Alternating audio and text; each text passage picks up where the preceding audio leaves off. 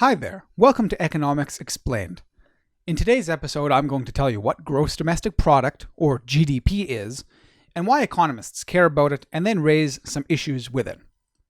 Gross domestic product is simply the monetary value of all the output produced within a region during a specified period of time. Let's unpack that definition. Monetary value is the market price that all of the output could be sold for. It's the value component of the definition. Output means anything that's currently being made. There are two types of output. There are goods, both tangible and intangible goods. Tangible goods are things that you can hold and touch, things like tuna or televisions. Intangible goods are things that you can't touch but they're nevertheless produced, so things like music or movies. The other type of output are services. Those are things that are not necessarily produced like something that you can hold, but they nevertheless impact the value of the economy. So for example, when an accountant does your taxes, or when you get a massage, those are valuable forms of output, but they're not goods. The next part of the definition is the region. GDP is usually measured in terms of countries, but it could also be a sub-sovereign entity like a state or a province. It could even be a city if you have enough data for it. Finally, the time period. GDP is usually measured in annual terms, so yearly, but it could also be quarterly, it could be monthly. If you had enough data, it could even be daily. So that's what GDP is. But why is it important? Well, it's important for two reasons. GDP measures the size of the economy. So the bigger the GDP, the bigger the economy. It's also important because it tracks the change in the economy over time. It tells us whether or not the economy is growing.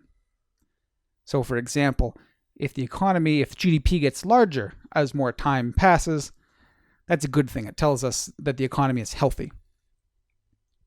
So that's why we care about GDP. Now let's talk about a few issues with it.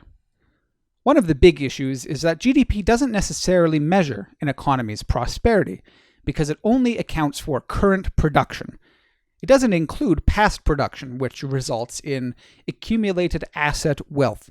For example, places like Europe, which have beautiful architecture and landscaping that they've inherited for hundreds of years, those are not included in GDP, but they nevertheless, they impact the quality of life in those places. So GDP, it doesn't necessarily measure the place's prosperity.